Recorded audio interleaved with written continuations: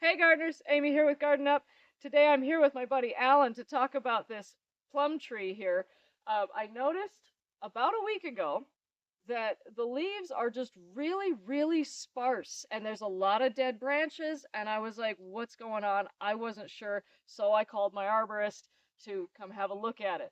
So you said something interesting. This has been widespread across the area.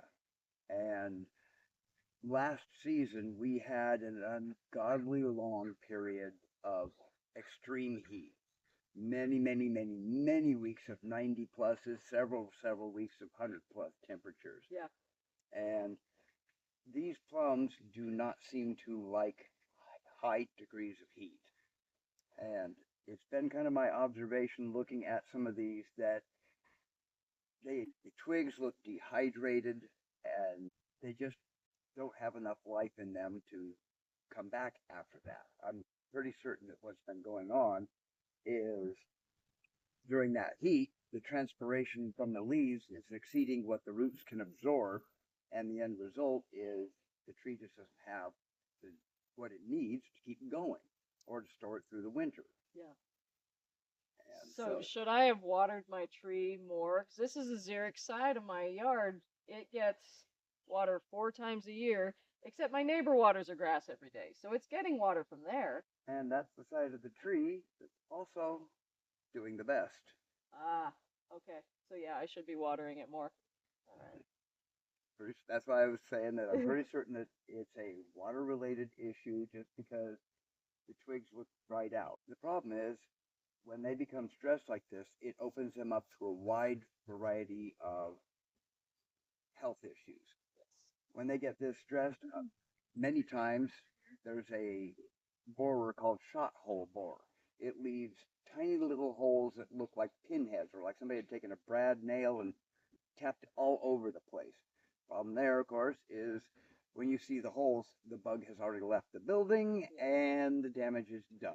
Yep. It's too late at that point. So, Yeah. and they're almost impossible to spot beforehand, but they only go after stressed out trees. Yeah. So In the if your tree is genus. healthy and watered and getting everything it needs, the bug doesn't show up. Okay. So I need to water this tree. That's the solution for mine is I need to water this tree. Should I prune out all the dead stuff?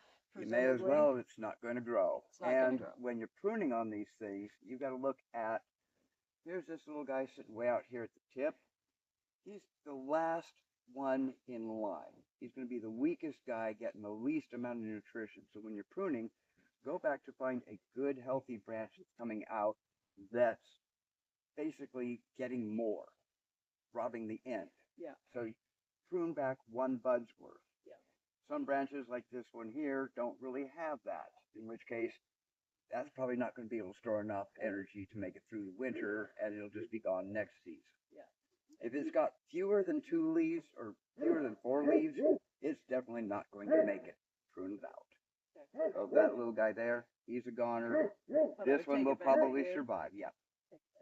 Take it back to the next most healthy. Okay. Fair enough. I can do that.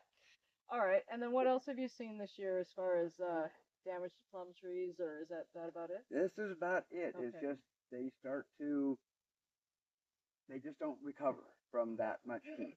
They'll do everything they can, but when they get that dried out, basically, when they get that desiccated, there's just poor guys just suffer. So the solution then is what I'm hearing is a good deep water and Keep them when it's keep them wet. with the red plums. Anytime the temperatures get over 85, just give them all the water they can possibly want. Daily. Yeah. Especially if it's in the hundreds. You can do it twice a day, and these trees will still have issues. So really then for me, this probably isn't the right tree for this area then because I don't plan on watering this area. Yeah, it is not a native plant, so Ah.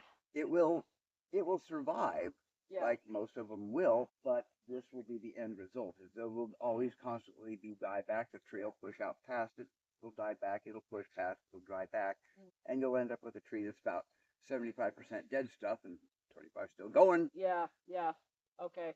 So in my situation where I'm xeriscaping this side of my yard and I'm not going to water it every day because that's the whole point of this is to not do that. My solution is probably to take this tree out and try something else. That would probably be a better option. Yeah, okay.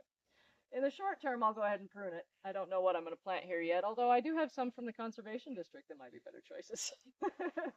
Ideally, something that's more native and evergreen. Mugo pine, even though it's not native, it's still a pine, which will survive our drought without a problem. That's true. Yep. White pine, I mean, there's so many different out there, but you're going to mainly be looking at things that have a thicker sap to Yeah. them, a pitch. Yeah. So that pitch holds a lot of water and a lot of energy in it. It'll survive the heat. It'll just keep right on going through it. Not a problem. Yeah. Yeah. Okay. What about a serviceberry or something?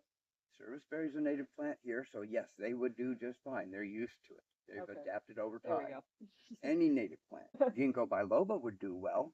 Oh, I did have a ginkgo. All right, so I have a path forward. In the short term, I'll go ahead and prune out the dead stuff. In the long term, I need to consider replacing this tree with something that's better suited for a xeriscape bed.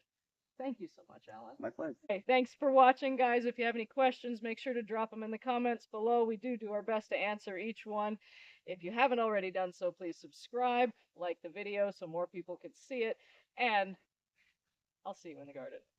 Bye.